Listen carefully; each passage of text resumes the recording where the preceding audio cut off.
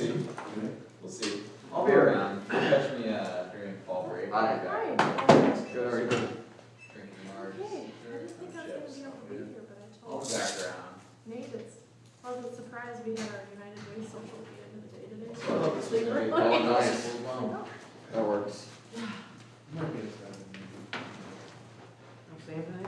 I'll give you one. I'll notice to be more of the money stuff. This is Yeah. the exciting stuff. I know he was out of town and I didn't know if he's coming back today. Yeah.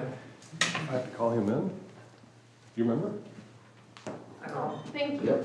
And I saw his wife snap, looks like they're running like a big boat. And, as of this morning, they're still on the boat, so. Did you seriously have a bag in I your think they're bag? down by Branson How somewhere. do you know that? Oh my gosh, do you know that blocked? Oh, because Cindy, I was telling Cindy. I can probably do. Yeah, there you go. Tell Cindy anything. Right. The whole town will know. I was not prepared for that at all. Is that the, how many have you had since you bought it? I didn't bring my charger out. We had some Oh, of them Last modeling, Yeah. but I'm gonna have to That spend was- it. I got up and I called her on, I'm like, I don't see any evidence of anyone. I might be fine with outside. battery life, I just am guessing it's. What time do you go? I don't know how the hell I got in, Like but, a lunch break maybe? that's, Go a little that's, after 10. no, yeah, Walk around. I got it pretty quick back here. I'm sure. Yeah, that sounds good. I'll probably go to the office tomorrow morning and do things right away. What is that? Although most of what I gotta do right now is just cleaning up. If Tyler's there, he needs to get back to his paper. Bring it down here. Which paper? This paper. Gotcha.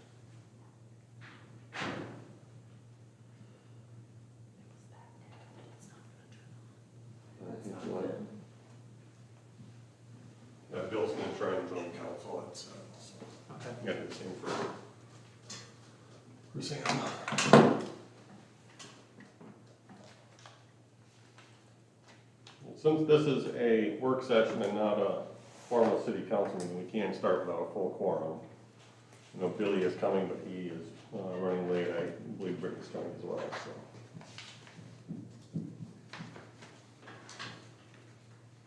So, whenever everybody's ready, I can go ahead and get started. Good, all right. Do it. Chad says, let's get this out of the way. All right, there is a presentation in your packets. Done this a couple of years now, but I always like to start off with the property tax levy, which really is what drives what we're doing here, or what we're doing drives here either way. So the property tax levy is what property owners pay per $1,000 in their taxable property value. So the value is determined by Lincoln County Department of Equalization. Of course, that can be appealed to the local equalization board every spring, so we do that in March, as you recall. The levy itself is determined by Lennox City Council, and what's driving that is what's in that general fund. In our case, also what's in Fund 301, debt service fund, that's for the swimming pool. So as property values increase, which they've been doing here for some time, the property levy decreases. So it's been our goal for a number of years to keep that levy going down, moving in the right direction. And it continues to do so. So that chart here, you see that with or without the pool, that levy continues to drop down. But the second year, now it's below six mils per thousand without the pool, and I think just over 6.25 total with the pool. So that pool bond, as you recall, runs for 15 years. First payable year was 2020. So 2035 would be our last year of debt service. I can't remember Lincoln County didn't collect the first year, and so we're going to have to make an extra payment at the end or something with, Yeah, something with the like that, collected yeah. revenue. So I don't remember if anybody, were you on at that point? I don't think so. So when it comes down to the budget, we look at these things in municipal government and funds. So certain, we have several different funds, about a dozen of them here. Each one has a dedicated revenue source and dedicated expenses. Interfund transfers are discouraged in many cases. In some cases, they're not even allowed at all. But you can move money from one to another. If you've been through our budget process before, you know that second penny funds shortfalls from the ambulance every year. Third penny funds shortfalls from the swimming pool, so on and so forth. So there are interfund transfers. Where we're really careful about not moving money to and from is in water and sewer, because those are dedicated revenue sources, based on rates. And we don't wanna move money in or out of there without a really good reason. So in terms of goals for this year, just some broad-based goals, continued reduction of that property tax levy or tax rate, focus on continuity of operations with the initiated measure 28 impacts, and so this is the sales tax initiated measure on groceries. That will have an impact here. My initial estimate was $140,000. The South Dakota Municipal League puts it at about $155,000 a year, and what it would impact us. This would not go into effect until July 1st of next year, so we kind of halved that for next year. But we are working under the assumption that it passes and that the legislature doesn't fix it in January or February. The issue, of course, is that the initiated measure language itself says that municipalities are exempt from, or are still able to collect that sales tax. State law already establishes that the municipalities can't tax anything that the state doesn't tax on sales tax. So one of those has to win. And assuming that initiated measure 28 passes, the legislature is going to have to clean that up somehow. Ideally, it would be in our favor. I just don't have that confidence at this point, so.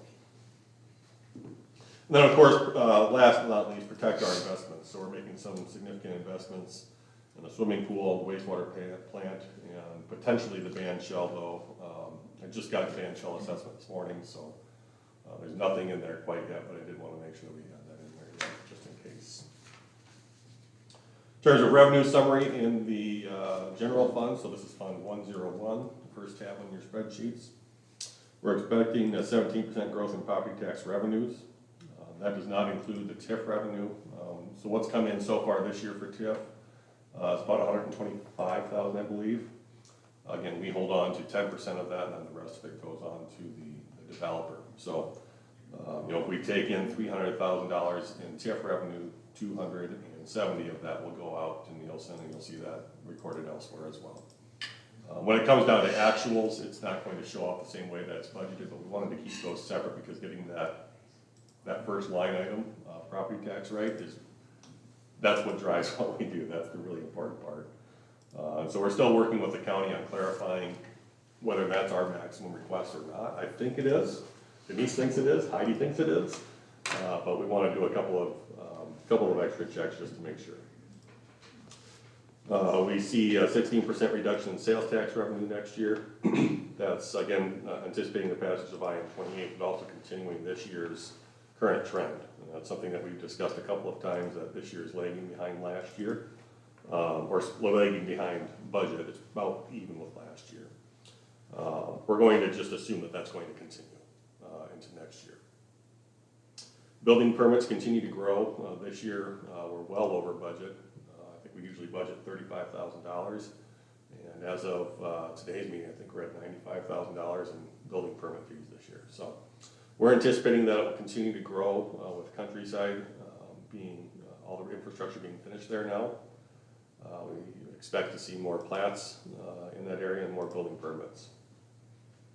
And then, of course, we have continued increases in earned interest as a result of those banking changes we've made in the last couple of years. Question on there, it looks like you have 2024 actual at 102,000 and only 45,000 budgeted, so why are we expecting such a drastic drop off? Is there one big ticket item in there too? There's two big items that are on this year's. The school district's expansion is on there. Okay.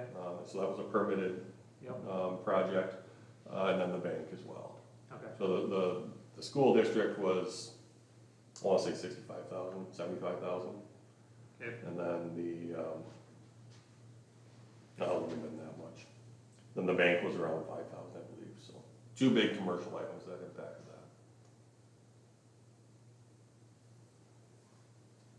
that. Any questions on revenue? I think interest earned is kind of it's somewhat conservative. We don't know what rates will do next year at this point. Right now they're staying steady, and we don't project any changes for the rest of this year. But next year is kind of we're hoping for some rate changes in terms of the water revenue bond we have to pull for the Lewis and Clark expansion. So we're hoping for more reasonable rates on that end and hoping for higher rates on our interest earned end.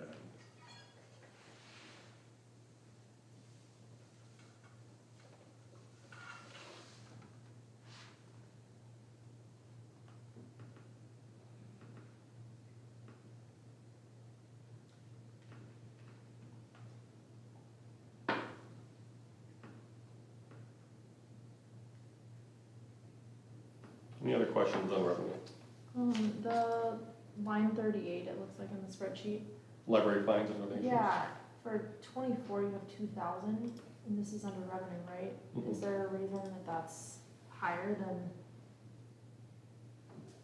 That's quite a bit higher than our past history. 22 actuals showed a higher number. 23 actuals were not very high at all, so 2,000. Audrey, do you know if there's anything specific we were looking at there? It depends on what we get from outside grants and donations. Okay. So it's fines and donations, okay. Yeah. Okay. And at this point, if it's a memorial donation, it goes into the other library fund, 228. 228, yeah.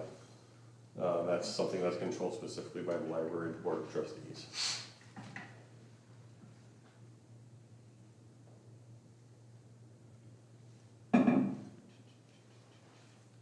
Sorry, we didn't have a lot of time to review this. No, you're fine. I just wanted to go through it.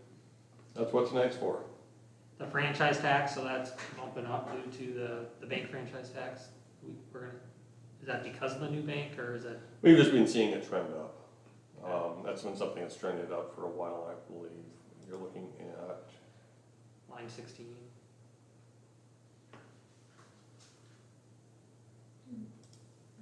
yeah, we've seen an increase there every year for the past 3 years.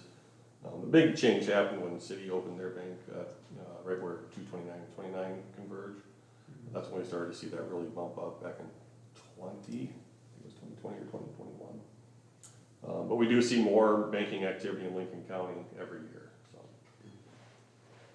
So your line 4 on the general sales, you talked about using half the year of that IM28 impact, but you're only saying 35,000? Correct, so. Wouldn't it be like 75,000? So 70, when I talk about 140 is what I estimate for total loss. Half of that's in general fund, half that's in second penny. Okay, So we took 70, halved it, and put it at 35. okay.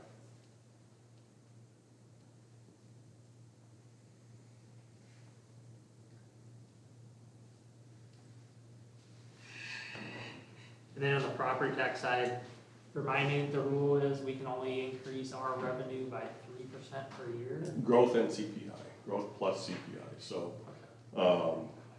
did Lincoln County guess that CPI yet? No. Okay. So we don't know what our growth is yet. I think CPI was just under 3%.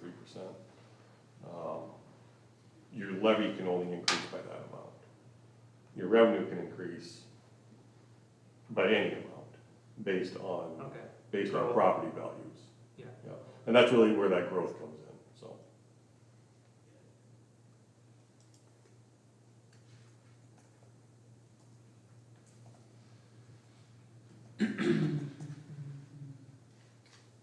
Sherry did give me a projection of 4.8.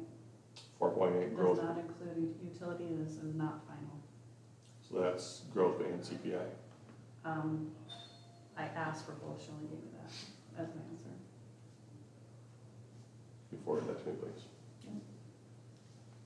so our overall revenue, based on 2024 budget, went up almost 500 grand.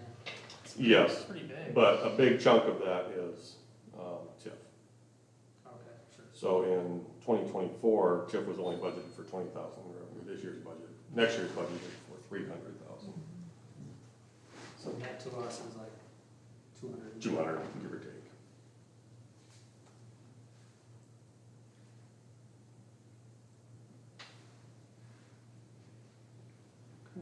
Good. Okay. Now on to the expenses in general fund. And we don't go through every specific fund, like special assessment fund, library fund, those are very minor funds at this point. There is some work we need to do in 216 yet, but I'll just touch on that briefly when we get to that point. First, we cover mayor, council, publishing, and administrator. It's one of the items that we've talked about in the past, is getting some strategic planning done with the council, so that is planned for 2025. If we do need to make further cuts to expenses, that's one of those items that would be targeted. Audio video upgrades to council chambers is on there again. It's something that Mayor and I have consulted on a couple of times, and a number that we think we can still improve on the audio certainly, and probably on the video as well without getting too deep into it. You see a slight increase in publishing costs. So this is what we pay to Lennox Independent to publish any official notices. I don't anticipate them getting more expensive, but we are publishing more and more things. So when we pass resolutions, more minutes, ordinances, whatever it might be. So salary for city administrator is the most recent agreement. Again, that compensation amount is determined by the city council in December. I do have more travel put in there for next year, trying to do the International City County Management Association conference every other year. And I try and put that new laptop in there again next year to, it's something that we pulled out last year. So why are you showing mayor go down? That was on equipment and salary and wage. Yeah, so equipment for last year, those council and mayor both had dollars in there for the laptops. Okay. So that's not in there anymore. We did keep 500 in there for anything ancillary that might be needed. Then for 24 budget for salary and wages, we had a flat 5,000 in there. I don't recall where that came from, but that doesn't line up to how we pay our meetings. And when I look at how many special meetings we have, it's fairly limited. So wages are based entirely on 24 regular meetings, 4 special meetings. Same as for council. Yeah. Council went down as well in that line item. And how much did we have in there for strategic planning? That you said was 15. 15? Mm-hmm. And that'd The be quote paid- I had this year was 13,000, but I anticipate more next year.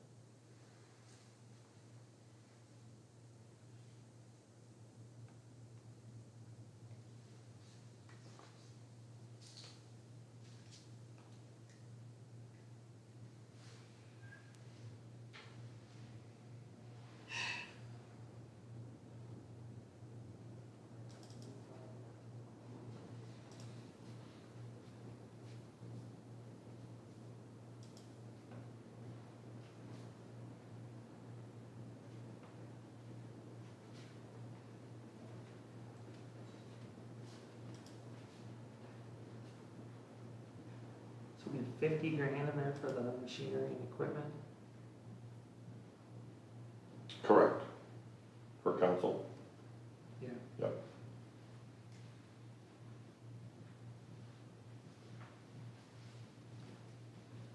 Seems high. Which line is that, Chad? 64? I-64 is what I have on mine.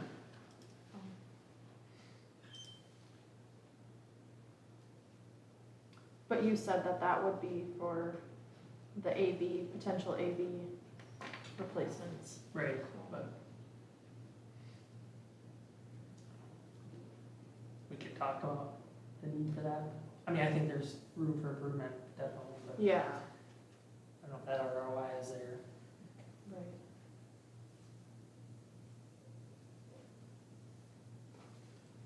The one thing I talked to Nate about too is that the virtual teams piece of it too, that we don't utilize at all, and not just a streamed meeting, but to be able to be more interactive for our council members that are gone frequently, to be able to interact that way would be a nice benefit too, so. What does that cost, you know?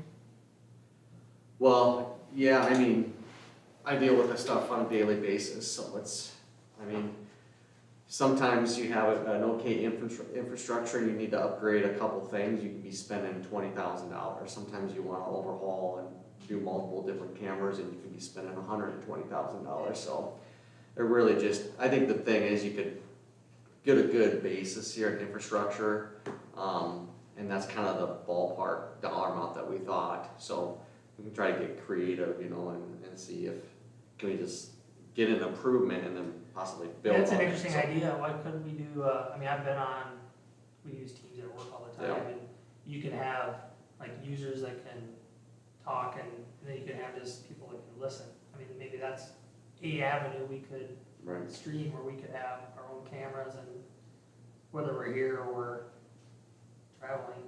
Right, yeah.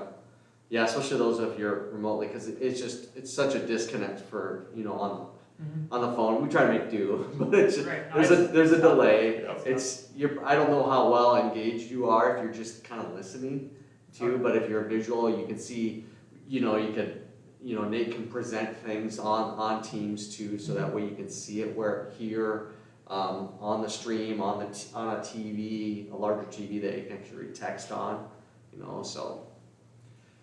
Yeah, it's just, I don't know the trends of, I mean, it seems like we Okay, have an yeah. online audience too, and I mean, at times it kind of ebbs and flows a little bit, but. I mean, I think there could be a link we could provide, and people could actually join the Teams meeting as just a. Sure, yeah. You're not, Just for audio only, not participating.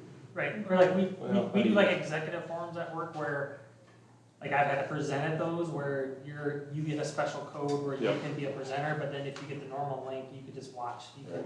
and then there's usually a chat box, you could ask a question and chat, but you can't like interrupt and talk. Yeah. I And don't that know. became there was an option for, a lot of cities moved that direction following 2020. Sure. And then they kept their YouTube channel, and they would simply upload those videos after the fact. Yeah. So it's not a live YouTube video, but you can still participate live. Yeah. I don't know if there's a limit or what the license looks like for how many people can be on those, Mm-hmm. you know. I know in our There's company, we a- have like 300 viewers, Sure. and, but I don't know what we pay for If it. they pay There's a more. webinar Yeah. level you pay for, Okay. a little extra for. Sure. Just like with Zoom, I think does the same thing. Yeah. And I'm thinking not necessarily for the people who are participating, but just people watching the mic.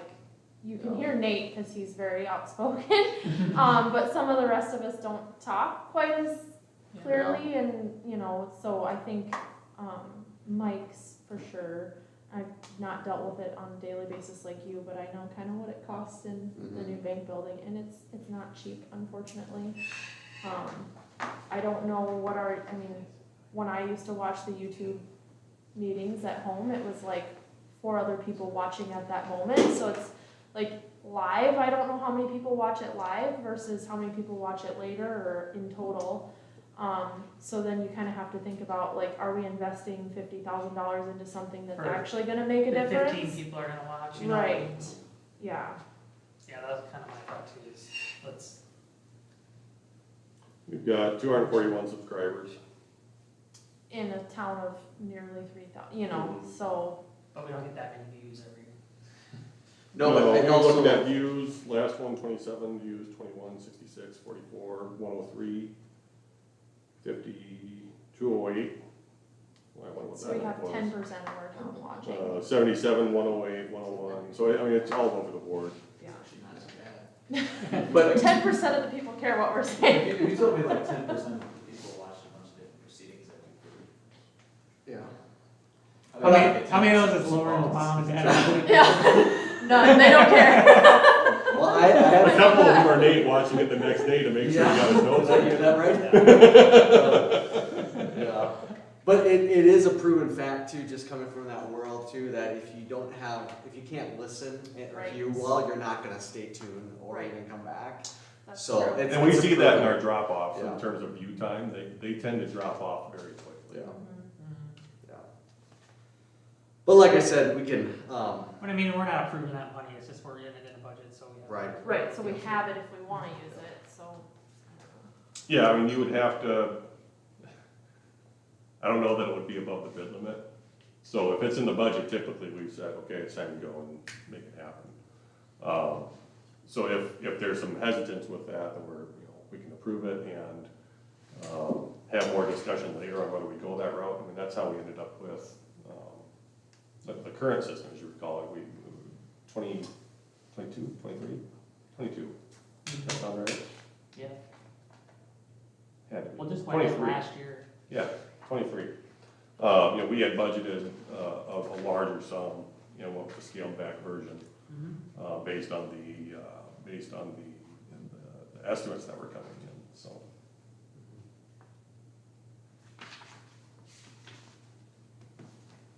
Any other questions in those 4 accounts?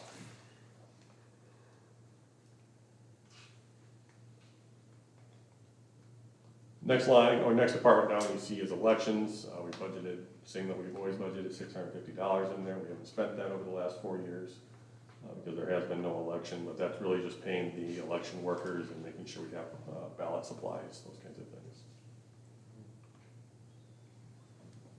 In finance and general government, pretty much level in finance funding. In terms of where we would see a bit of decrease, it was in group insurance. We're trending way down there. That's really just a stipend compared to what we were doing before. So that took the place of any minor increases we saw in wages and other line items. General government's a little bit of a different story. We did see a pretty substantial increase there, but we've got more programs that we're looking at here as well. I did eliminate the purchase of a used administrative car that would replace the wonderful vehicle we have out back. So we're going to be stuck with that for at least another year. Might be time to just get into a shop for some a major look-see on a couple of items. But we can make do for a while, I think. You'll see more in professional services and fees. So part of that is, again, federal audit. That's another probably 15,000 over what our normal audit was. So we'll have that for next year as well due to the Central Basin 4 funding levels. We are trying to make some bargains with Simple City over their HR hub and a couple other items that have not been working the way they should yet. And we prepaid for those, so we're trying to get some credits for that as well. Otherwise, you see, normal stuff on our municipal league dues, security, Eagle Ridge fees, other RASTAC is a bigger one, board docs, our copier lease, those kinds of things. So there is a new item in here for ThrillShare.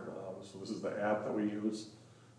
This would be using the email and phone call notification system. So if you're signed up for that for the school, it's that same system. You'll be able to do notifications, mass notifications for outages, water outages, snow alerts, those kinds of things. It's something we don't have a great system for anymore. We can run it through our utility billing system, but it's just not ideal. It doesn't let you customize those messages very easily. How much work is that to get that implemented? Not much at all. The biggest challenge is going to be pulling the phone numbers and emails out of Simple City and getting them into this new system.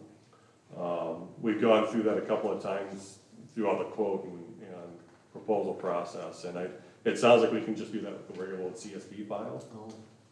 But the challenge is, you're now sending unsolicited emails and text messages, and you should probably have customer authorization for using that data in that way. So it might be a whole new sign up, but it's something that we'll have to do a big push for to make more use of it.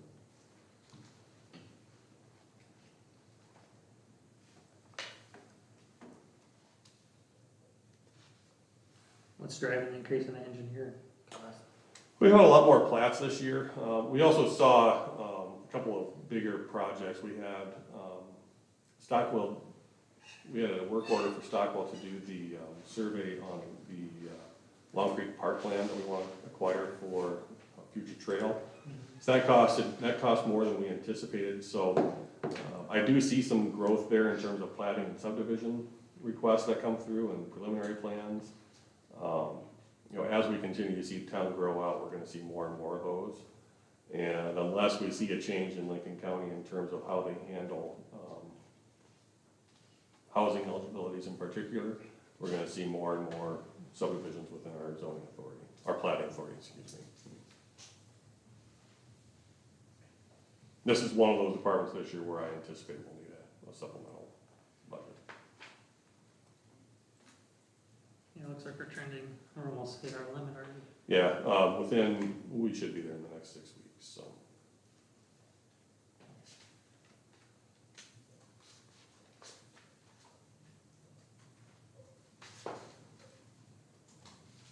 We are, I've included in here, legal. I cannot see it on my spreadsheet right now, but we did, budget a reduction there. We are not, seeing what we thought we'd see for legal fees in terms of a specific legal action we're taking. It's possible that that could go up, but, I really don't anticipate that this will be something that goes very far, so. And professional services and fees, you said the audit? Which line? In finance? Yeah, no, in general government, line 136. 136, yes. So it's jumping from 62.5 to 85. Yeah, at least 15 of that is, audit.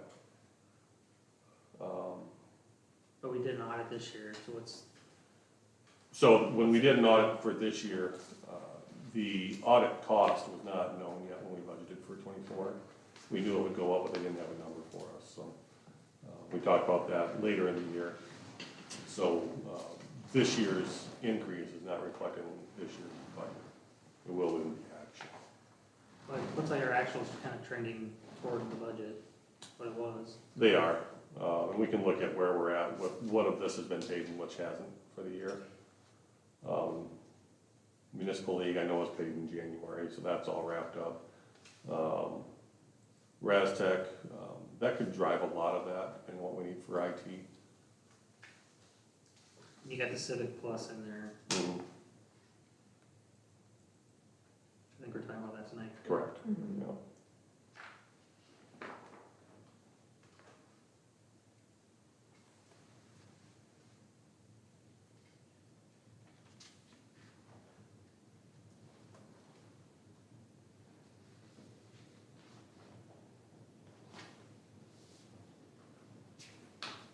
Public safety?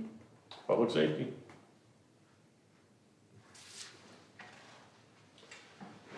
Police, we saw an increase in equipment. This is gonna be replacing our laptops, so, 5 years ago, was the first time we had laptops in our police cruisers.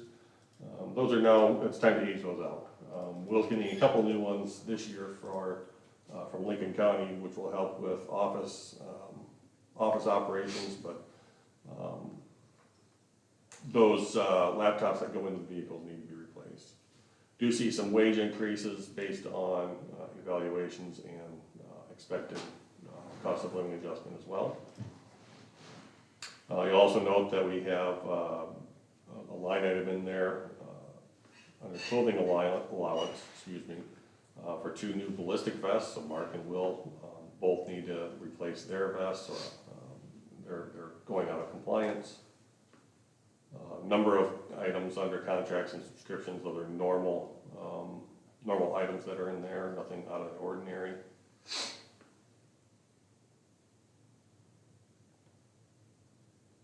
And then under machinery equipment, that's where you see those computers reflected. That is a pretty sizable amount, but we also anticipate a possible need for different docking stations in those cars, so Will may have included that in there. Under police communications, you'll see pretty much the same amount as last year, just different areas that's being funded in.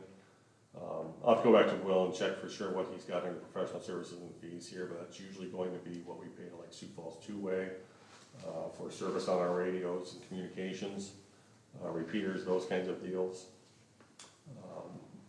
Under contracts and subscriptions, this is what goes to Motorola for our radios and body cams, as well as what we pay to dispatch every year under our agreement. And Zerker is the software that we use through the county. We pay amount for that as well. We do anticipate, the dispatch agreement is based on population, so every year we anticipate an increase there. You get a pretty big drop off on supplies and material. Yeah, I see that. One moment.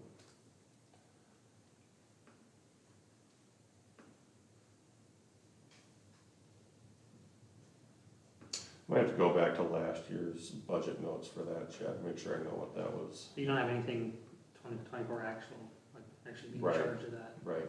I think the reason we don't have anything in there for 24 actual though is because we pulled that out for that server project that we pulled over at PD earlier this year, March or April, something like that.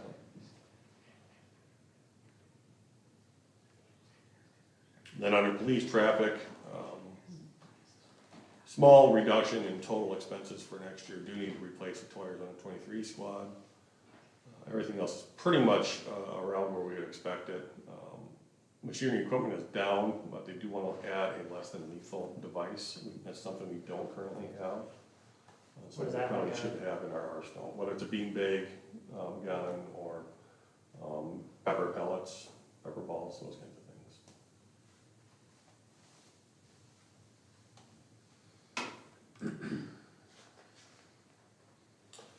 On the fire department, seeing an increase of about 15% here. I did include in your packets their budget requests, so there's additional information in there. One note, I've got this in the spreadsheet, but when you look at 24 actuals under contracts and subscriptions, you'll see the charge for about $11,000 in there. That was an unanticipated project to replace the approach apron from the alley into the fire department.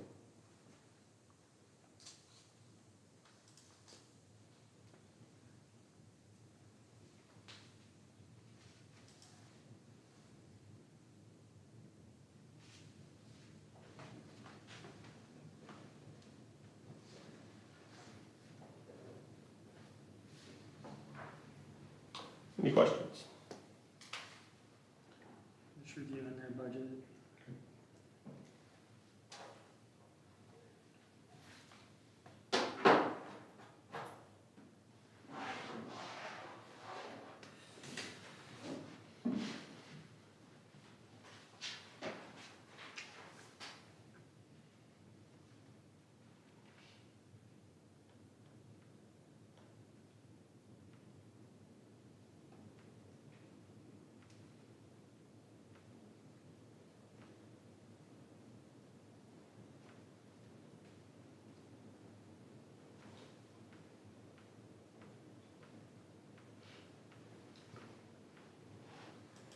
Pretty significant increase from like 22.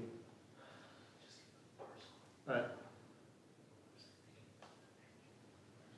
I think you look at their replacement fund, and that's a big chunk.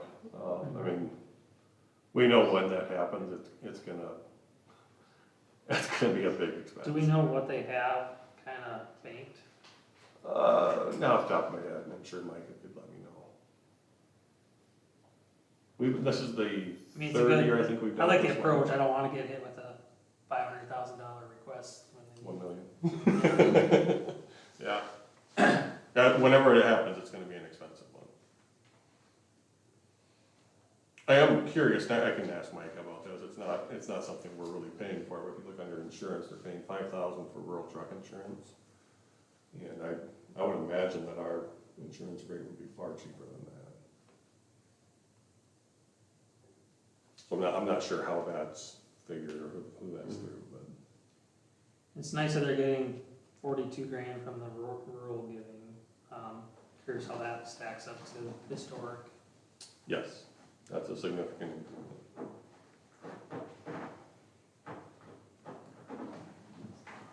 When we get to the ambulance. That's what I was gonna say. How does that compare to our ambulance? I would love to say that that's the same, but we've got some significant challenges there.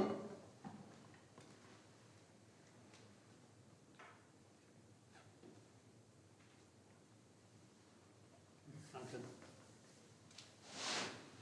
Anyone else?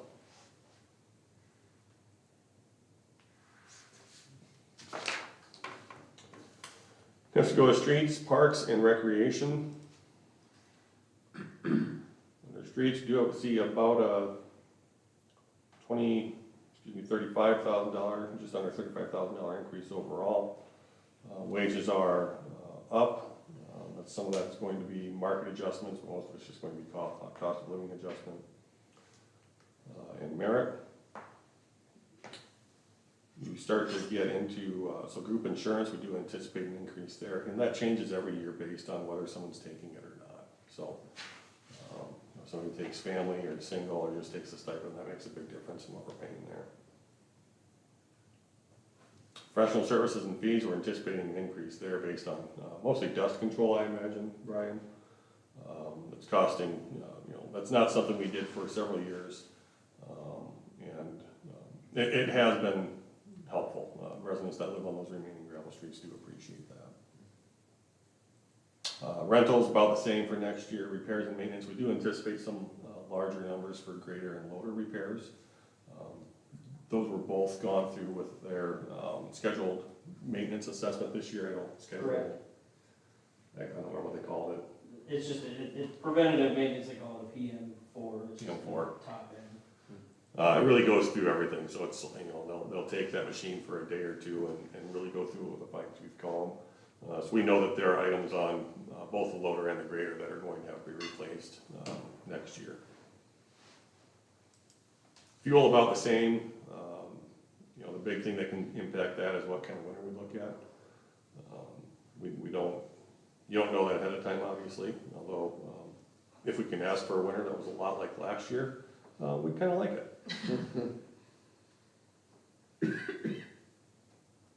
You do have in here under other anticipated cost share for the CCOG Highway Planning Grant. That was something we signed on to earlier this year. That if it does come through, we'll $2,500 on that. And snow removal improvements other than building and machinery equipment. Brian made a significant change there and dropped a couple of items that were pretty expensive to help us out. We do want to discuss when we get into second penny, capital equipment fund that we've talked about in the past, and making sure we're putting money away for police cars, ambulance, streets, vehicles, equipment, those kinds of things. Where did the sweeper come out of? That would have, we paid that out second penny, didn't we? Yeah. Yeah. So that's not in the streets budget, the streets actuals for this year.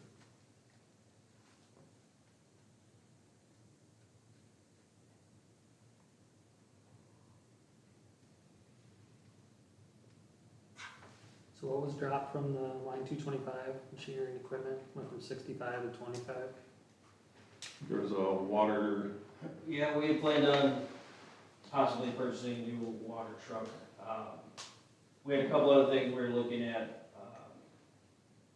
potentially Kyle and I just throwing ideas of getting a trailer that has a bunch of different uses. If we had a heated pressure washer on it, a big water tank, so if we need to flush valves, stuff like that, that would be a big help, especially if we need to jet something out. That would be what that was for, but I think. So how do we do that today, or how do we handle it if we don't do that? Yeah, we have ways that this would just be a lot easier. to be more It efficient to have would the make truck. it way more efficient.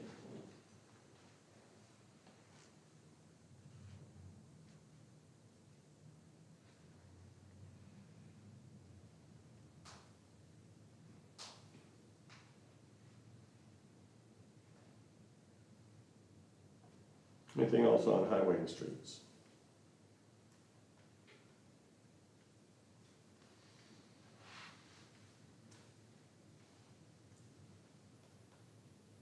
You go down to about line 260 where recreation administration starts.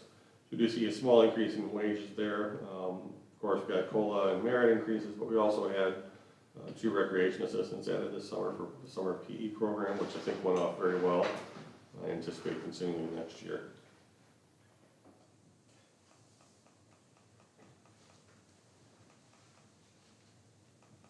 And addition to that, some equipment repairs that we anticipate next year. We'll have to get rid of this.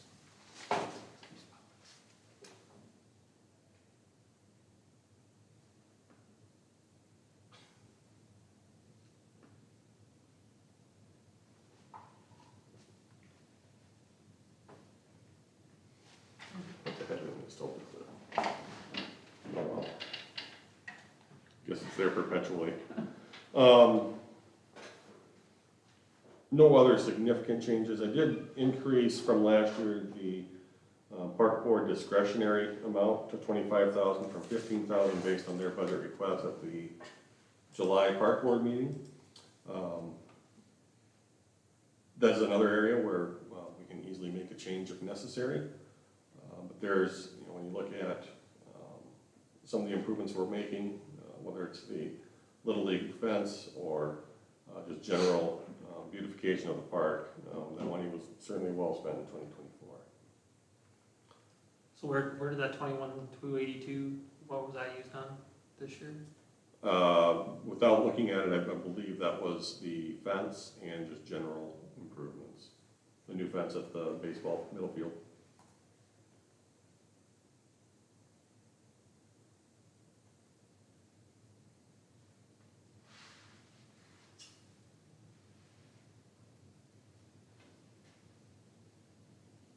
Parks starts on line 308.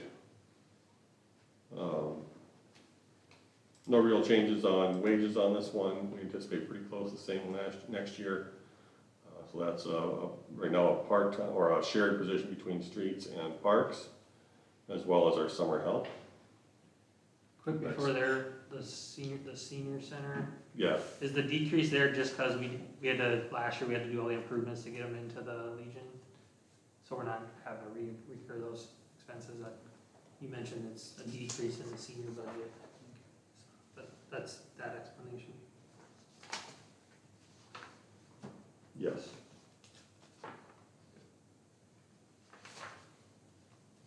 So we're not decreasing programs or No, whatever. no. And I mean, we've got, this year we had a TV go out that was our responsibility, we just replaced it. It's not something that's, we're not gonna hold something back just because, we're not gonna hold back something from the program just because it's not in this budget either, so. But yes, that's the only change I see here. Slightly less on professional services and fees, but we haven't spent.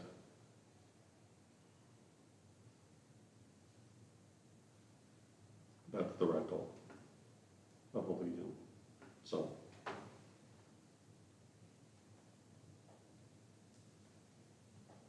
We've got that in the wrong line when it's coming to actuals, though. See that 303, line 303 should be probably where it's recorded.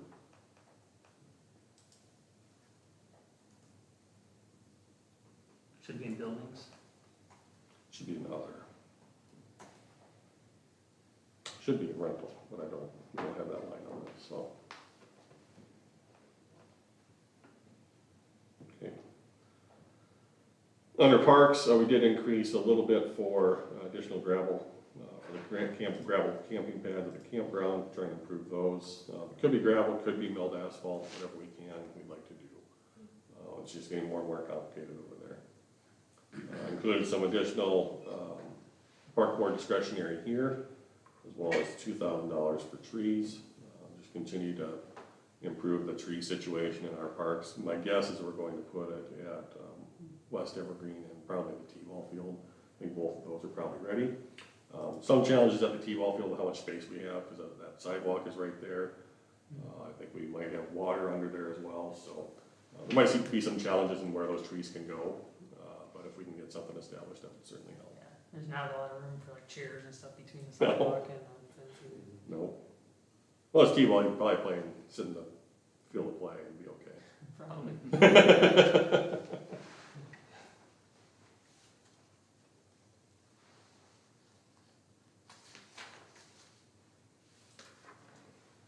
Next, we move on to library and miscellaneous accounts. This is library, economic development, and promoting the city.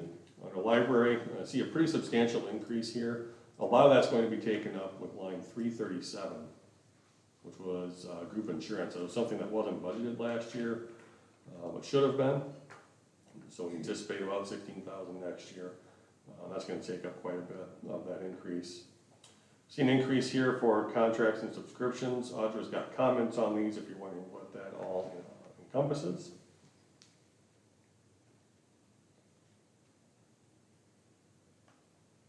Are any of these new expenses, or are they all? One. So we used to only pay half of the Libby overdrive expense of the $1,500.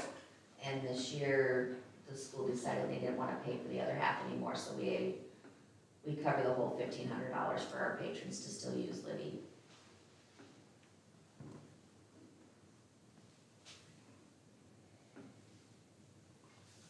And Audra, the, repairs and maintenance for the new desk, is that, cause we talked about that at the board meeting, that $12,000, is that just our portion of it, or is that the Yes. full portion? Okay, so And I'm we, still waiting for an updated bid from Doug, cause that bid is a year old. yep, okay, No, it's budgeted last year, but we didn't do it.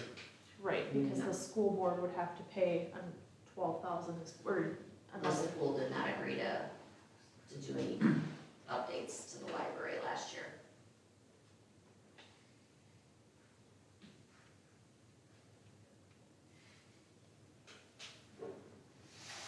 And we have been trying to apply for grants for part of that as well, and just haven't found the right successful grant yet.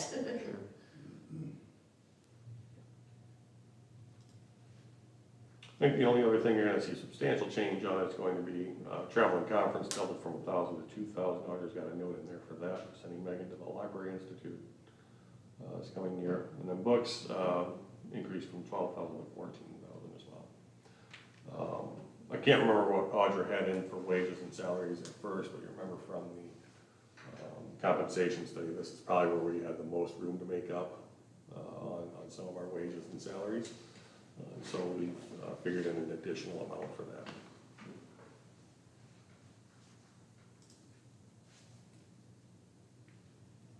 Well, I did miss the conference isn't in here next year.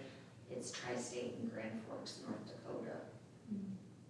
So I will probably only go to, well, even if she were to come, we'd travel together, so it'd still be one expense, but.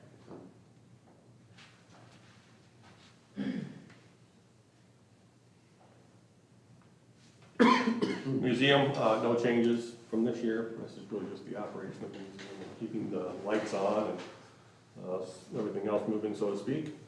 In economic development, you see a significant increase there, but 270,000 of that, $350,000 at the end of the day is the TIF payment to Nielsen Development, Nielsen Construction, excuse me. That's a total guess again. Now, we don't know what it's going to be next year. What we do know is that whatever comes in, we keep 10% and the rest of it goes out. So either way, it's essentially slightly better than a wash. The other line items you see here, we'd like to do an updated housing study next year.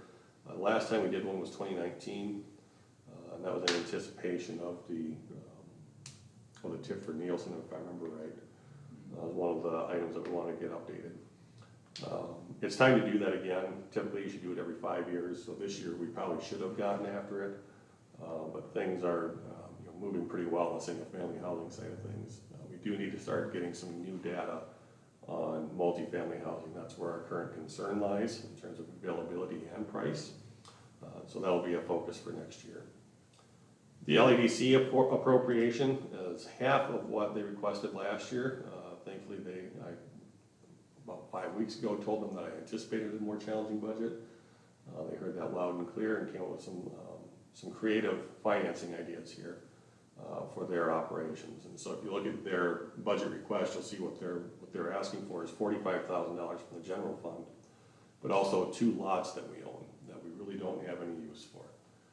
The old water treatment, it's actually 3 lots. The water treatment lot itself is 2 lots here on 2nd Avenue behind the post office. And then the lot on Garfield Street, 500 block of Garfield Street. One of the discussion items for that lot in particular was purchasing next year's schoolhouse project and moving that onto that property and then selling it. Ryan, I don't recall if LEDC has done that before with those houses. They have. I couldn't tell you where they're located, but I think they did, before it was taken over by, Reno LLC, I think LADC maybe did 2 or 3 homes. So that's an option. Governor's homes are always an option as well, though not as great of an option. I think the wait list on governor's homes at this point is very, very long. I think there's just too much to meet demand right now. Too much demand to meet at this point. The water treatment plant location, what do we value that at? 65, 70, maybe. Is that zoned general business? Central business. Central business. I mean, that seems like we're given more than the 90. When we take all those things, I mean, I'm not, I think it's all, I mean, it's all gonna wash out, but, seems like it's, why would we just give it? Yes, that's Okay. my question. I mean, I think we would partner with them on whatever happens with that, but similar to like the senior centers, like we would recoup what value we had on More value on it. Do you feel the same way about the Garfield lot, or more comfortable letting that go? I know I mentioned you that that's kind of a nuisance to us right now. We have to maintain it and whatnot. So And remember to maintain it sometimes, Right. yeah. I don't know if that's the case with the water treatment plant location too, but. It is, but it's But I mean, it's what a is- more manageable. What is the lot. Garfield lot worth? Roughly 45? 40, 45, So I mean, then you're kind of whole on the 90. on the 90. If I can maybe provide a little bit of input, I think looking at the water treatment lot as, kind of making the city whole, there is a demand for commercial lots in Lenox. That lot in particular, just because it is a former central business lot, does have some unique properties that probably don't make it as attractive for someone looking in to do investment. I think it only has about like 66 feet of frontage. The 2 properties themselves aren't like perfectly aligned. I think one is slightly smaller than the other. So, we've talked about it with Nate before. We've talked about the possibility of doing residential there because you'd have the alleyway access. I think the preference would be to still see that as central business, and so it's generating more sales tax revenue. The reason looking for it as a gift really kind of comes down to flexibility on that. I think in the request we mentioned kind of an RFP process like we're doing for Creekside right now. Looking at some other communities, if they have some of those trickier central business district lots, offering the lot is essentially kind of like your incentive, can help bring down the cost of the project.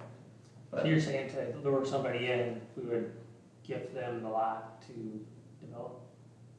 Foot improvement. I think we talked with a developer, it's probably about a year ago, and they had taken some interest in doing like the multi-use, right? Like the apartments on top and then commercial on the bottom. And they're like, well, we said, well, here's a lot, it's great. And they're like, well, we need like, can we get 2 or 3 properties around it? So it's a little small, but it's a good fit for someone, we think, so. I mean, I don't know. To me, it seems like let's figure that out who that fit is, and then let's have a conversation with LEDC of how we I mean, if execute it. it could always be, we can still do the RFP process with your guys' input, and if we find someone who people think is a good fit, then you can still do the transfer process like with the senior center. And the reality, if you're gifting it or if you're essentially giving it away, you're pretty much guaranteeing something's going to happen, but your payback is way out in the future. That's the challenge. If you've got a $500,000 improvement that goes in there, not including abatement, because you have the tax payment for the first 5 years, first 4 years. Yep. Even without that abatement, your payback at today's levy is going to be $3,000 a year to the city, give or take. That's a 20-year payback on a $60,000 lot. Now, if it is a commercial business and it's producing sales tax revenue, that's another story. Yep. But we got an awful lot of commercial properties in our Main Street district that are not producing tax revenue in terms of sales tax. So, So wouldn't we wanna try to push that into that scenario, possible? I mean, I think it's open for. I guess why would we wanna give up that control? At this, I mean, not to say like we obviously wanna work with LADC on figuring out what to do with it, but It sounds to me like you'd like to see something more like what we did with, El Mariachi. I don't know, I'm one opinion, what do you guys think? So, in this proposed budget, would we be giving them both those lots, the one on Garfield and the one on Second, in That- addition to paying them 45,000? Correct, that is their request. The budget implication is 45,000. Right, but we're giving up assets, which we always try, like, we're talking about buying more property and buy the park because just, we'd rather have control, so why do we give up the control without knowing what's gonna Could happen? we not, knowing that those lots are worth more than 45,000 together or separate, could we not just sell those lots in Well, then open we, market? Or on auction, like we had talked about? but then we have, then it's a potential situation like the other commercial properties on Main Street, we have no control and it's not generating anything for us and it's just kind of a, you know, nothing. But the one on Garfield, I mean, I feel like we could let that one But go. that's what I was recommending, is like, we have a plan, we could maybe get the school Yeah, house on it, yeah. get somebody moved in, now we're getting property taxes, we're generating something from it. And Right. that's roughly equivalent to the value that we're given before, but I had a little more heartburn on Second half. the second one, I don't know, I mean, And again, that's not a decision that needs to be made tonight either, that's something that you'd have to, yeah. you know, you declare it surplus, you'd have to give it by resolution to, you know, LADC as a nonprofit, those sorts of things, so. I mean, I think we still wanna work with them on, let's figure out what fits there, but why give up the, You're concerned about what the potential use could be, or what the, not the use necessarily, but the occupancy, who's, yeah, what's it going to The be? use on Garfield's pretty clear cut, Yeah. it's own single family, Yeah. but. I mean, I think LADC and us have similar, I don't know, ambitions of what we want to happen, but, I don't know, it just. Why give up that, I mean, it's 65,000 to our taxpayers, that potentially if we could sell it and get revenue for it, why would we just give that away, where we could use that money for, you know, burden away from our taxpayers. I agree with Chad on that.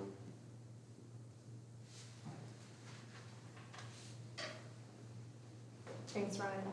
Thank you.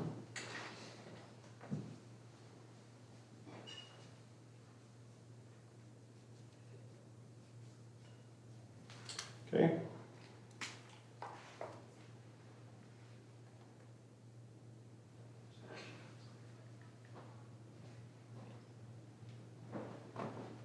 On to promoting the city, the last item in this budget for the general fund.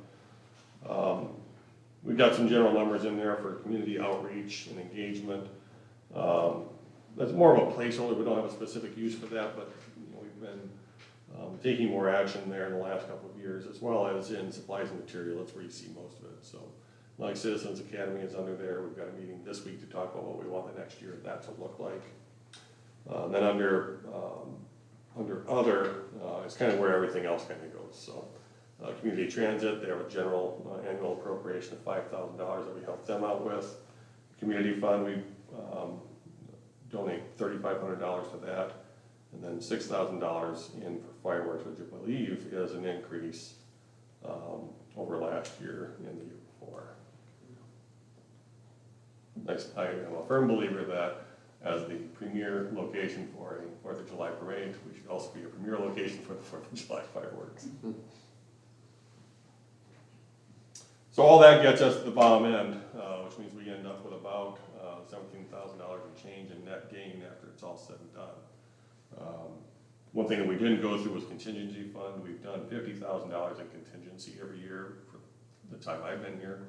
Did increase that to 75 this year. I'd like it to be higher. I think it needs to be higher, but it's something we can work with. In figuring out that first item in our budget, that property tax number, that's going to determine whether there are future changes to this or not in the next 2 weeks. There are a couple of things we want to look at now that we've got that growth in CPI number. I want to make sure that 1.4 million is actually what we should expect there. If it's not, then we've got some work to do here. The community transit, we're not budgeting anything for what they were proposing in the past. None of the time, there's no concrete plan for what that looks like. Gene did stop by today and talk about a couple ideas for the current building, but nothing concrete at this point. Any questions on the general fund?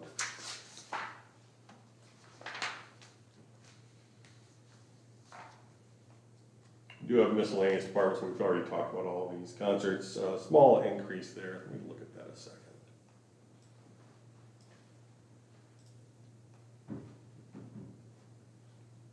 Increasing wages a bit there. I don't think Byron would ever complain about what he gets paid, but he does an awful lot of work for that small stipend. Then a little bit extra money in there for repairs and maintenance. We've seen some cost increase. We had to replace lights just a couple weeks ago, and even renting the lift to do that was $200 and some bucks. So.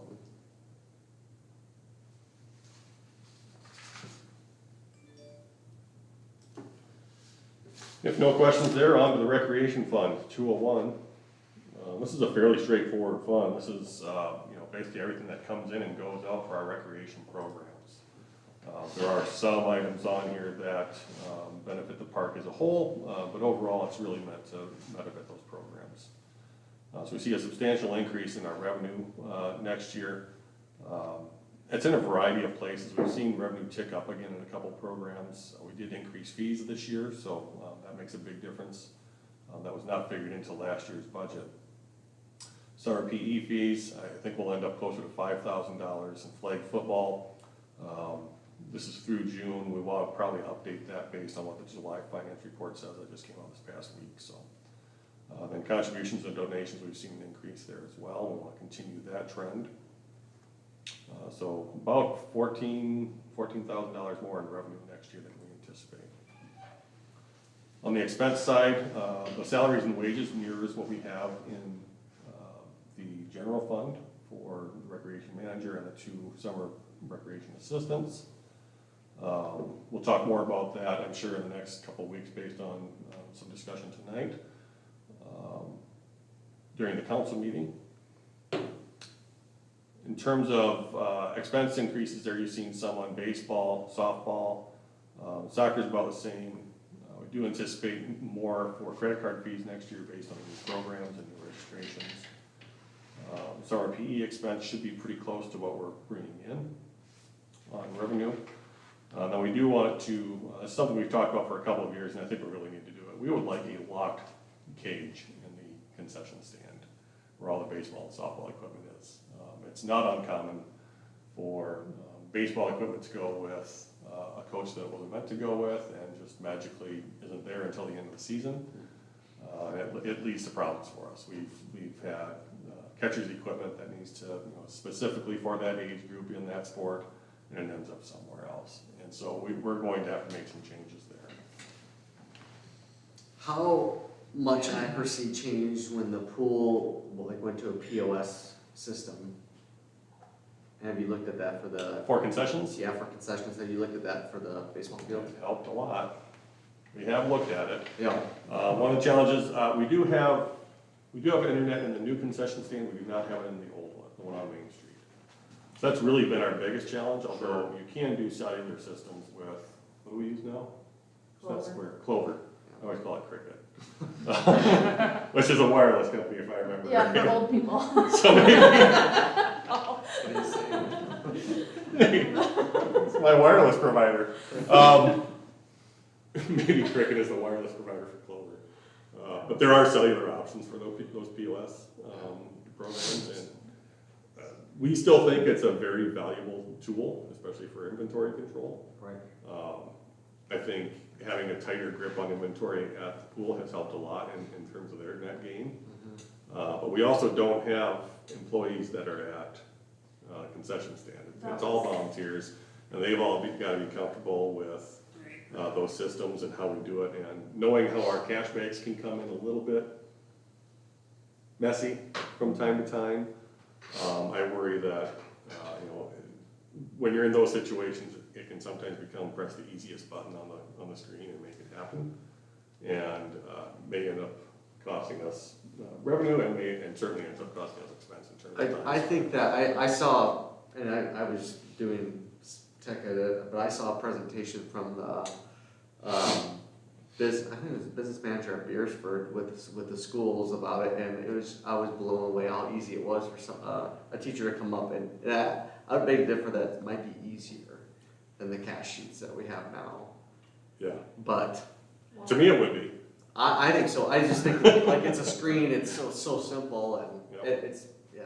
Well, and then people who don't have cash will be more likely to purchase. Yes. Yep. That was always my deal with it. My question about this is, I know at one of the first council meetings I was in, we talked about contracting out the concession stands.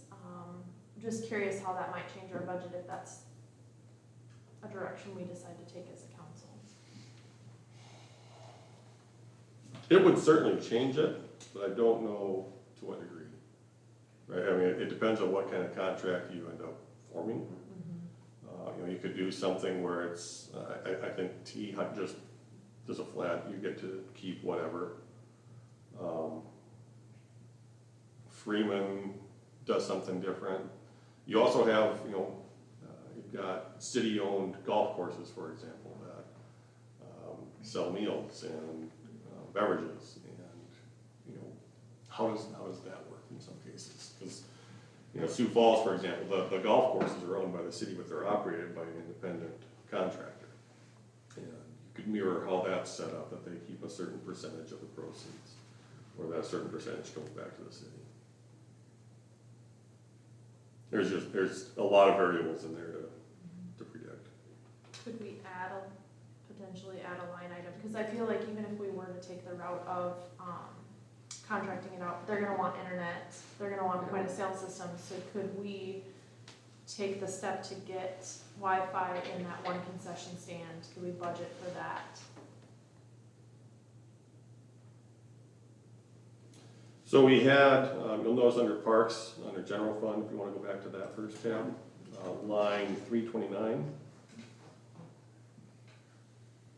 We did reduce that budget by about $6,000, and that cut out the park-wide Wi-Fi project. That was something that we've talked about for a while. I did have Rastec quote us on it this year, because it sounds kind of bad, but there's gonna be a lot fewer trees in the way next year for us to cast Wi-Fi from one spot to the next in that park. It's an unfortunate but positive consequence of the Ask Forward process. Getting it installed just to the concession stand probably would not take much. In fact, I think our utility providers are obligated by law to do the install free of charge to run the line under state law. So yes, I think it's worth looking into. It's something that we do have some room to do it in the park budget, or we can do it in the 201 budget. We've got room in both. Not much, but we have room.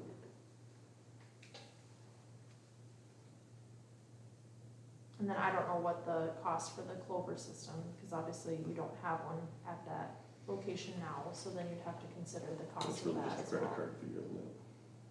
Is there anything on top of that? Just a little bit of software subscription? And machine. The machine, yeah. Point of sale system itself.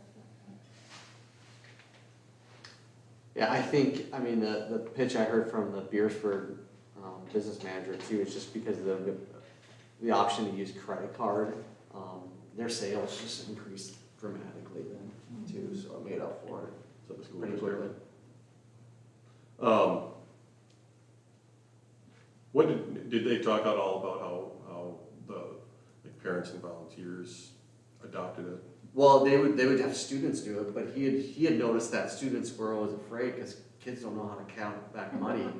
And so, but they know how to run an iPad, Darn you know, right. that has pictures with it.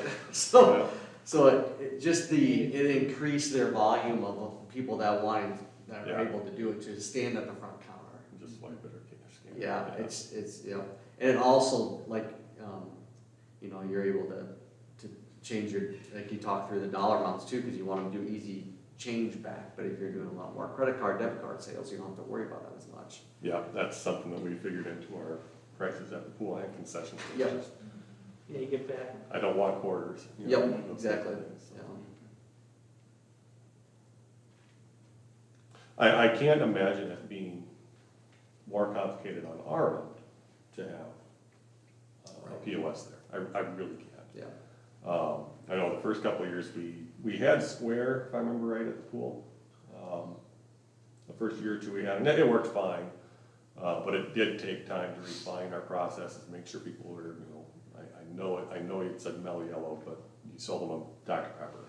You know, make sure that we're getting that stuff down, and that helps a Yeah. lot when we get into our inventory control. Yep.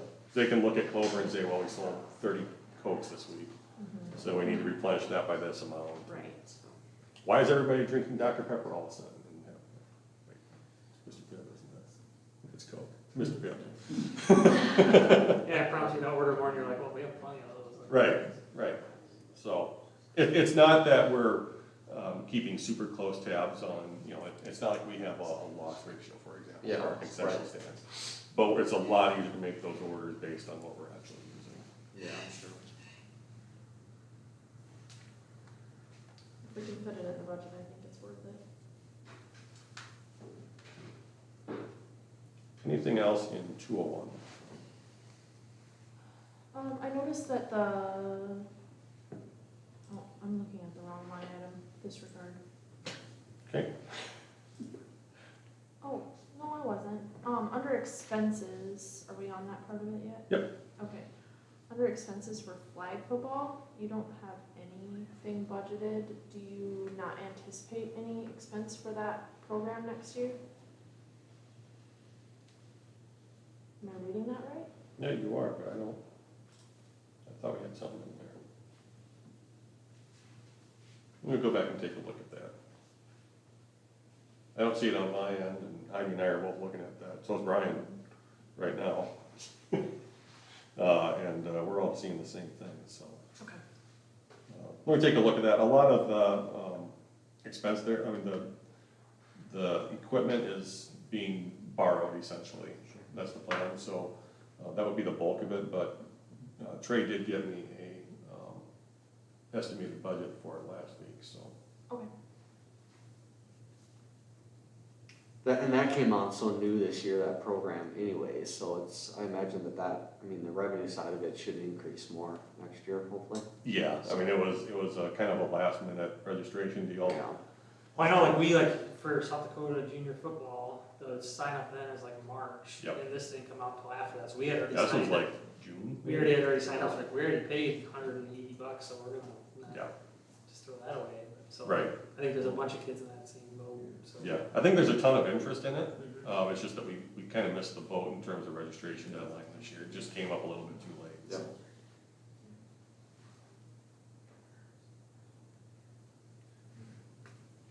There we go. Okay, on to sales tax. More fun with sales tax. So this is two departments, two funds. Fund 211, which is the third penny, and Fund 212, which is second penny. Just call them that because it's convenient. Third penny is hotels, liquor, those kinds of things, the extra penny that you get on those sales. So in Lennox, that's really just alcohol sales. It's not a whole lot else. There's probably a few things here and there, but that's where the bulk of ours comes from. Generally not a whole lot of deviation here. We are budgeting a small increase for next year. If you look at 2022 actual, was 35 and change. 23 was just under 30, just above 34. We budgeted 34 for this year, and I'm hoping for 35 next year. The only justification I can give that is that we have one new significant contributor to that at El Mariachi. So I would like to think it's gonna contribute more than that, but you don't know. The state doesn't let you see individual returns, so. Sure. You said hotels, so with those Airbnbs, now that they're, technically they should go into that too, right? Yes. I await the day when we see that actual revenue recorded in our system, and I'll keep trying with the Department of Revenue to make it clear that we want that money. Okay. And they know that we do, but it just, with two providers in town, they aren't breaking that out, and they're not going to. Do we know if they're even getting rented? We know that they're being rented, yes, Mhm. definitely. Yeah. I know Vanderkoy is used quite a bit. Mhm. What was the other one, Seventh Avenue? 7th Avenue Yeah. across from Daybury. I think that's probably used less frequently, but it is. Because that is their, well, Vanderkoys has more separation between the primary Right. residence and the other one is their primary residence, so I think they leave when they have. Correct. Yeah. Yep. when they have So it's a little bit guests. different, there's, Yeah. but yes, that's where that revenue, if received, would go. I mean, I didn't expect it to be thousands, but I was just curious. I wouldn't either, I mean, it's a 1% tax, so it's not gonna be a ton. As a reminder, on expense, when you see expense in the third penny, that's just a transfer out to the swimming pool fund. It helps cover our operational loss. Fund 212, that's our sales tax, our second penny fund. So this is the other half, the other 1 penny that we get for sales tax. Same projection on the revenue for sales tax, for general sales and use tax. We do anticipate increase in special assessment principal coming in for Boynton Avenue and Ash Street. That will go up a little bit every year. We did not include an Oriole Avenue sales tax bond. We don't know yet if we're going to get that grant, and if we do, if we're going to do the project. So right now, that's not budgeted in there. Typically, what we do is we budget a project after it's been approved. So those are typically going to be done in supplementals. For example, the Meadows project, that's not recorded in the 2024 budget because it was not yet approved. So it'll be a supplemental at the end of this year instead.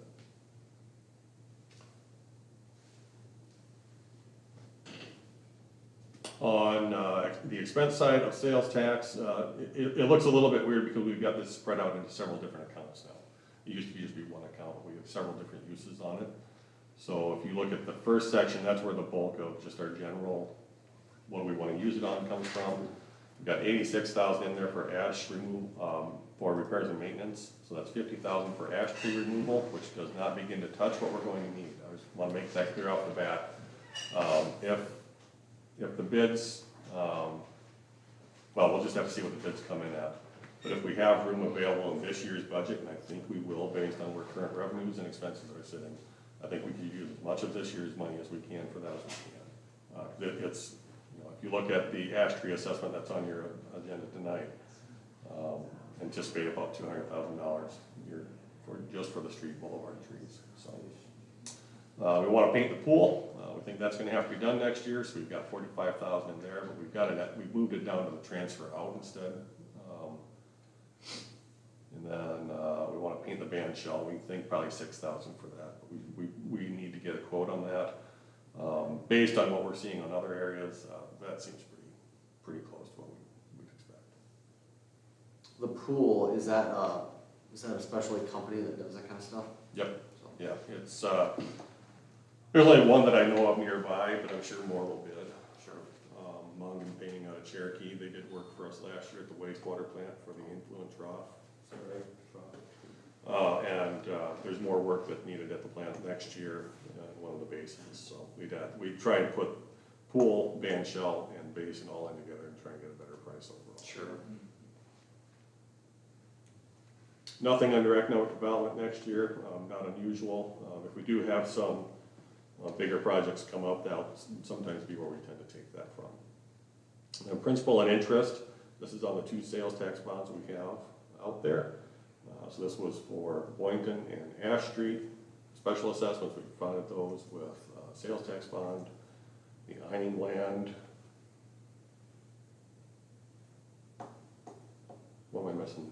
Chad, Billy, you remember? There's one other item in there.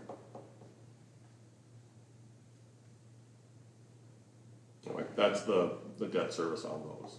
See, right now, that's at $272,000, and our total sales tax revenue, just as general sales and use tax, is 509, so about 50% of that fund right now is being used up for debt service. Something to keep in mind as we look at Oriole Avenue and other projects, including real estate purchases, that's becoming a very real number, and all, you know, it'd be interesting to look back and see what kind of impact major economic depressions have on those sales tax dollars. We don't want to get into a situation where we're outside of that. Now, on top of that, we did promise, you know, the intent with those sales tax bonds, at least for Boynton and Nash Streets, was to use these special assessments to pay that down. So that $60,000 that's coming in on the principal side, we use that to pay some of that debt service. On transfer out, this is where ambulance and pool come in. About 100,000, give or take, just under 100,000 is going to the ambulance fund. We'll talk about that more when we get to that fund. I think we need to make a push on that ambulance district again. Then the 45,000 is going out to cover the pool painting project. That goes to the pool fund. So not a whole lot of net gain there, less than $1,000 that we're projecting. Still hope for the best, that economic conditions prevail. We still see some good sales tax revenues next year. And if IM 28 doesn't pass, or if it passes and the legislature makes some fixes for us, that would change things a little bit as well. But I'm actually a little bit more worried about sales tax fund than I am about general fund next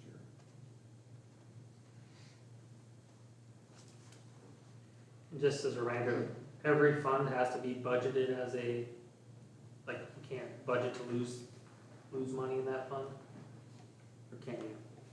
Is it just the overall has to be a positive budget? You need to budget for break even or better. Funds can have a deficit, a negative balance. You can't have a negative balance in funds. It happens all the time. We end every year for ambulance and pool at a negative balance, and we just transfer in.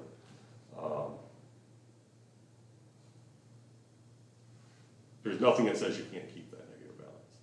We did that for several years on the ambulance, and I don't know if you remember when we had to transfer in a couple $100,000 to cover that. It's just good accounting practice. Mhm. At some point, keeping it in a negative balance is going to bite you in a bad way. So. Street maintenance fund, Fund 220, next one. Got an increase there next year of about 20%, if I remember right. That's because that linear maintenance fee is going to increase to $2 from $1.50. I think there's a possibility we could see an increase in the linear frontage fee there as well. We've got Security Drive that'll be coming online in phase 2 of Countryside. Most of that is paved. We haven't accepted any of those infrastructures yet though. So in order for that fee to be assessed, we have to accept the infrastructure.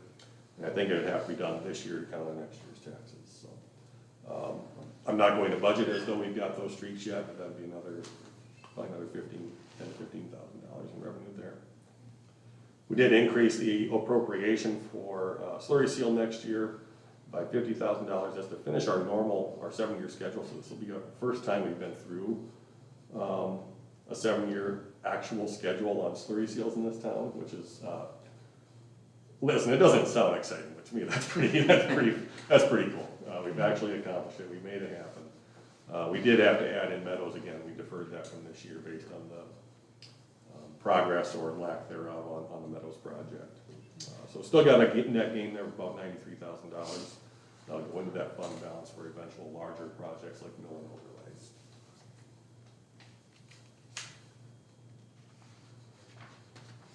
And the drainage fund, that's 225.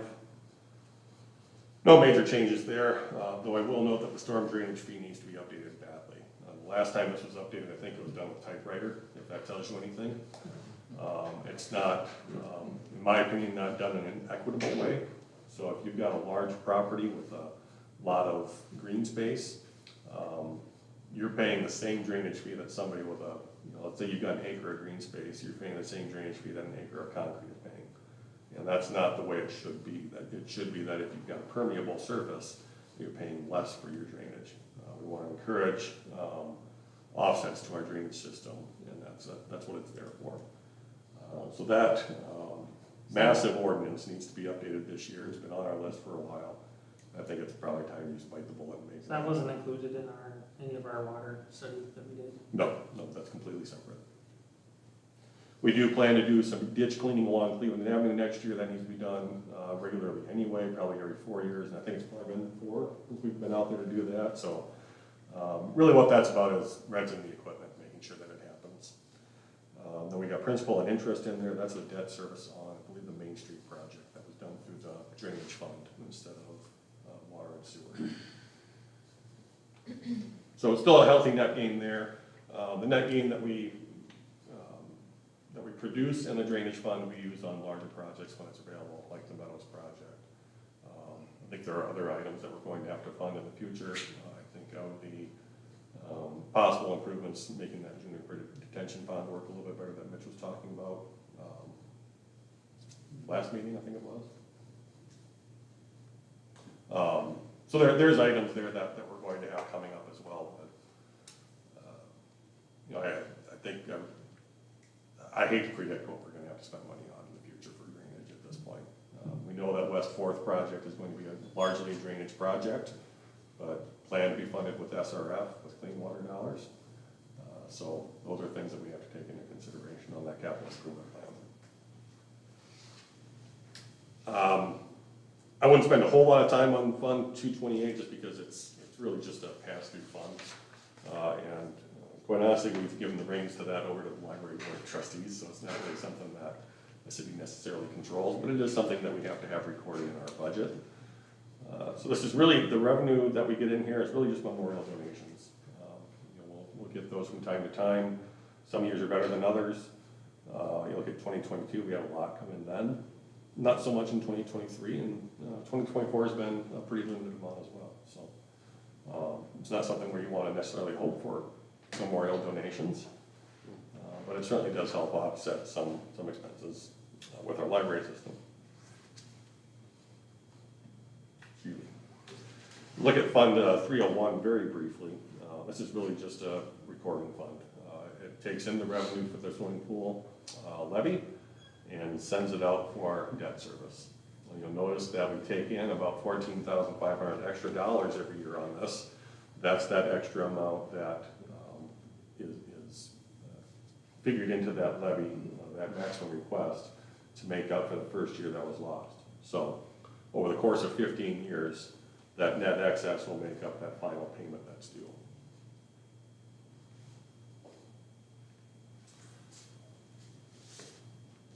Now, the fun one that has probably caused us the most heartburn, headaches,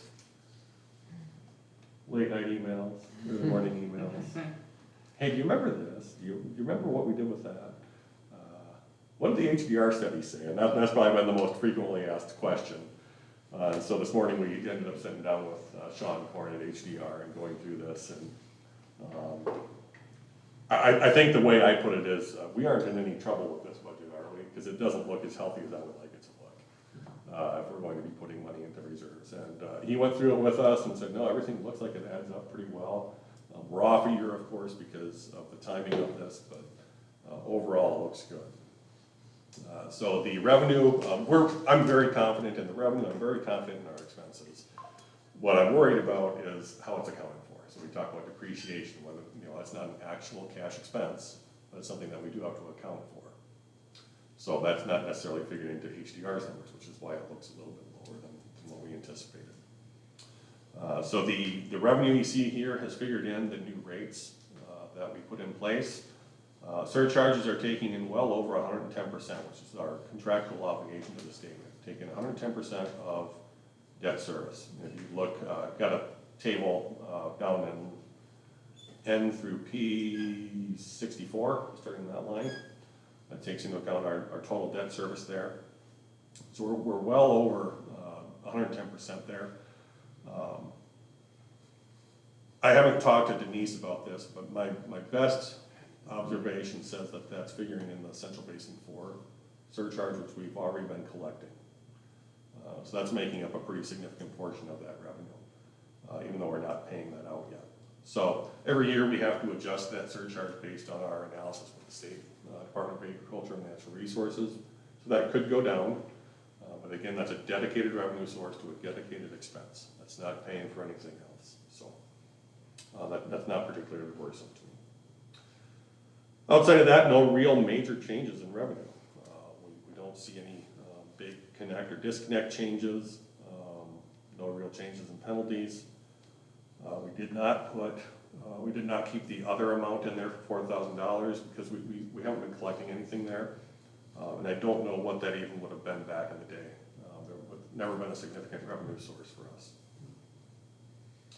Quite frankly, it's not a line item that we like to use either, whether in revenue or expense, because it doesn't describe anything. And when I tell somebody, oh, it's under the other account, that doesn't sound that great. So we like to keep the appropriations and the other line item pretty limited. On the expense side, still figured in that second employee. We have not hired that yet, though it was budgeted for this year. Small increases there. If we don't get that hired soon, Kyle and I have already talked about increasing the wage range for that. It might be something we just have to bite the bullet on. In terms of other major changes, we see a little bit more in contracts and subscriptions. Kyle's got pretty good comments here in terms of his notes for what those items pay for. The biggest bulk under contracts and subscriptions is probably going to be McGuire, I imagine, for our annual water tower maintenance, which has already paid for itself with this year's project. See any major changes here? What was it, line 50, improvements other than building, that's where you're going to see the bulk of these changes for next year. So this is a Lewis and Clark expansion, that's $34,000, just under $34,000. And then Lewis and Clark panel install, and Kyle can talk further about that, as well as there's an item in the sewer budget, wastewater plant. You want? Yeah, why don't we go through that now? You can talk about the panel upgrade and then the upgrade at this wastewater plant while we're at it. I'll find that line in the wastewater budget if I can. That was on wastewater plant, wasn't it? Yeah. Okay, so the line 50, the improvements other than buildings for water. The Lewis and Clark customer panel is what was once installed at the water treatment plant, the old one on the second. Since that has been removed, so as the panel needs relocation. That panel gives us more control than what we already have right now. Right now, currently, if I have to make any adjustments, it's a phone call to Lewis and Clark. When this panel is installed, it'll give us a lot more control of that system. So we can increase, decrease pressure in the tower, we can monitor things better. It's just a tool that we should probably have again. In the sewer and the wastewater plant, that would be Line 57. 57 is the machinery and equipment. This was the 38,000 was an estimate or quote that I received from Dorner Companies, who is the provider for some very important pieces of equipment at the wastewater plant that controls flow of water. If these fail, it's not just fix it. We have to wait. The lead time on some of this is 20 to 30 months. And they have failed. Weeks, sorry. Correct. Yeah, what's that? They have failed already once. They have failed, and we band-aided them just to kind of lump things along. But I really see the need for these things to be upgraded. So that's where that comes in. That does not include installation. That's on a different line, I believe. How many of those do we have? I mean, is it something you wanna have one or two on the shelf ready for? Yeah, so the influent valves, the water, the valves that control which basin the wastewater goes into, it's a 12-inch plug valve and an actuator.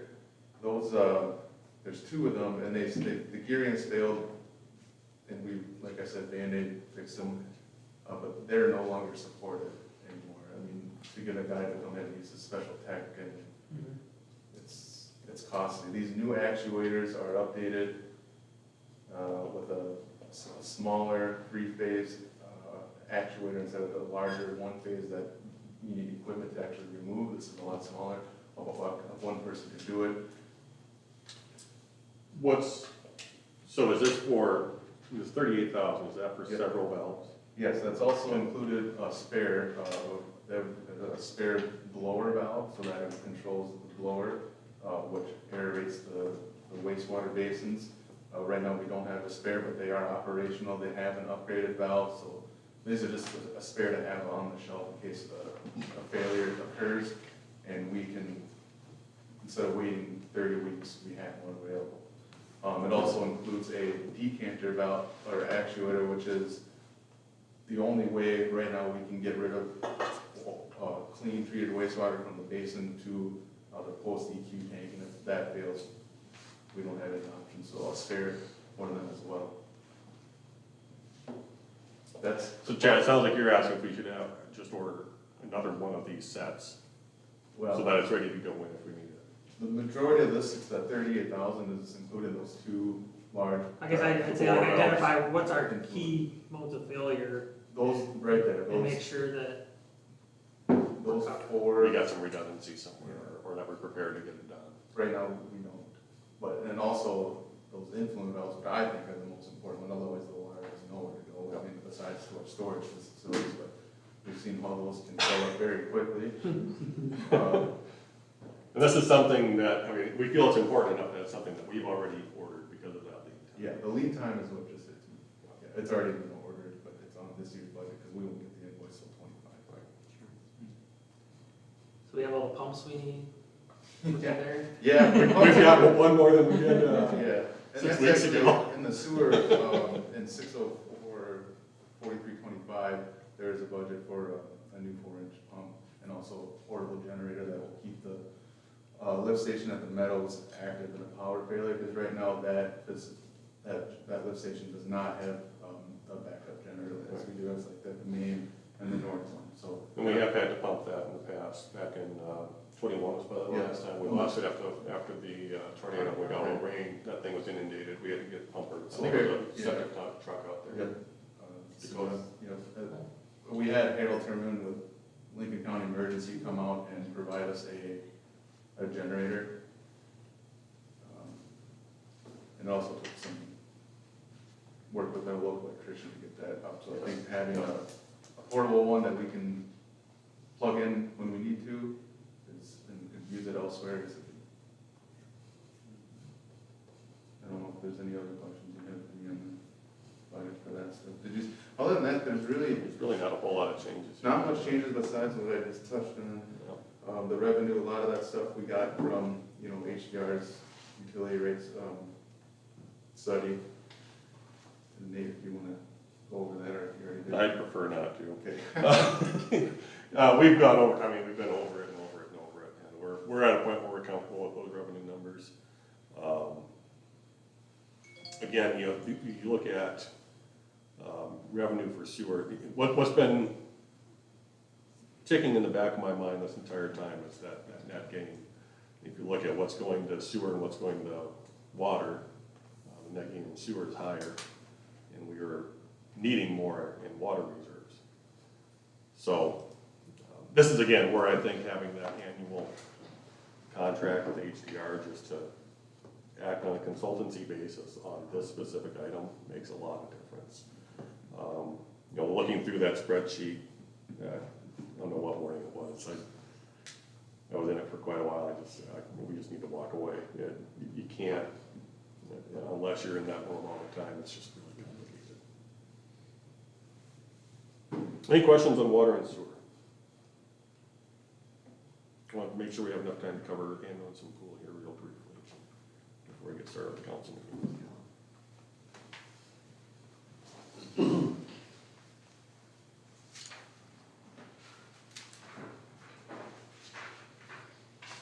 On ambulance, we're seeing a small decrease in revenue.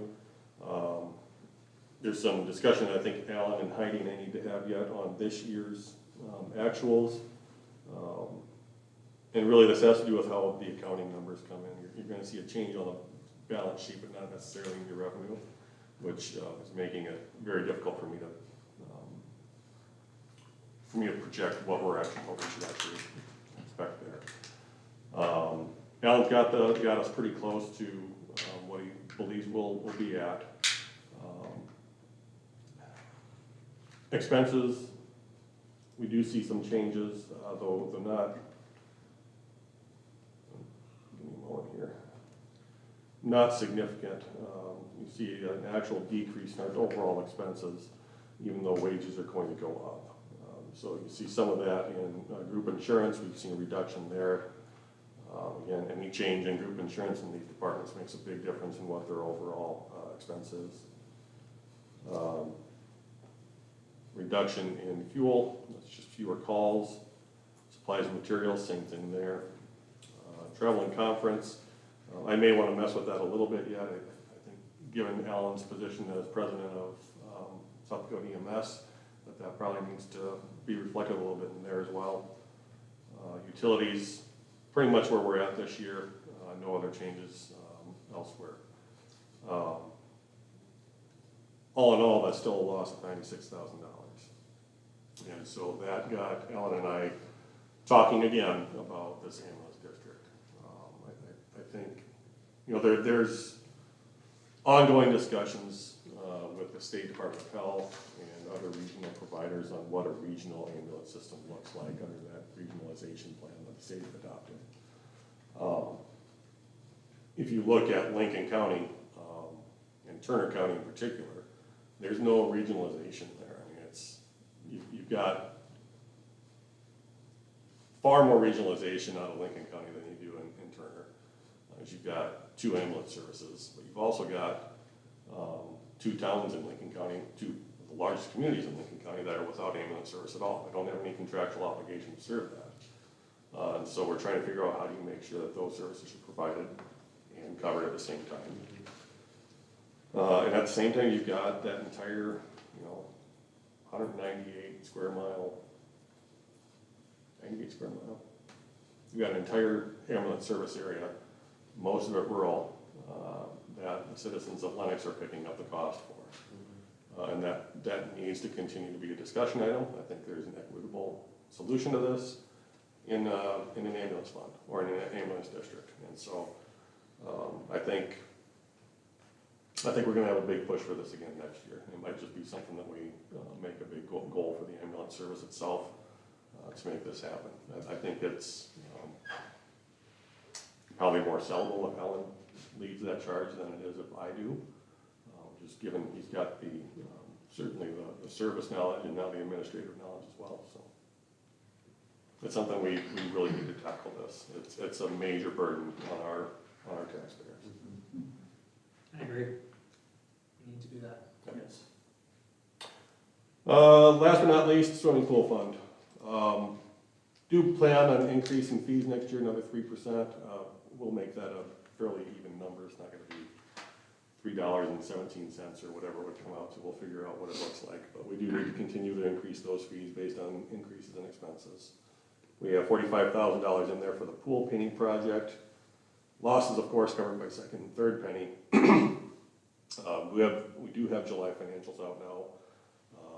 Actually, it's looking like our best financial year ever for the pool at this point. So I'm feeling pretty good about where we're sitting right now for next year, and even better about this year. Better than 2020? Yes. Man, way better than 2020. Next steps, we've got a couple of discussion items tonight where we can start some amendments. We talked about Wi-Fi or internet service for the concession stand. We talked about economic development, about the water treatment lot, which really doesn't affect our budget, but does affect the budget request for LEDC. Flag football, a few other items that I've noted here as we go through. So there are more revisions to be made yet. Most of them minor. Most of them are going to be small. But a lot of it's going to be based on what the most recent financial report says. So I think we're pretty much through the water and sewer calculations. They're comfortable with it. I'm comfortable with it. That's kind of where we left it this morning. And we'll continue to review that throughout the year, obviously. Our first reading is August 26th. What we've done in the past is we've had amendments due amendment requests due before that. So I'm thinking August 22, if you have formal changes that you want to make to this budget, just email those requests in to me, and I'll prepare several different draft budgets based on those amendments. The trick is for Heidi getting the ordinance, the actual budget ordinance done based on those amendments. So we'll walk through that together and figure out exactly what that needs to look like, so that you adopt the right budget based on the amendments that you have. So we do have a second meeting scheduled for September 9, and we do have on my list, and possibly for the next meeting, an ordinance revision that allows us to submit our budget to the county later under South Dakota code that was approved a couple of years ago.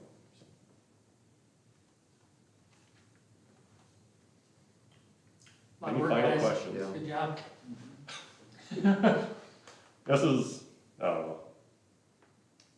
I still enjoy working on the budget. It's still, because it's a plan, right? This is the stuff that we're gonna tackle next year. But I think this is a pretty pessimistic approach this year. Just every year it gets more difficult.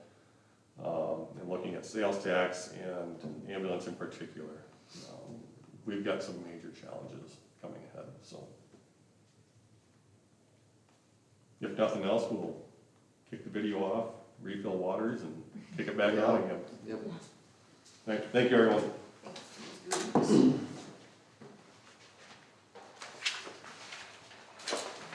Turn my heater on.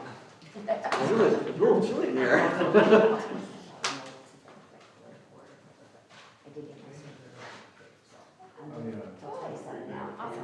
We just need to have, so we need to have a discussion as a council about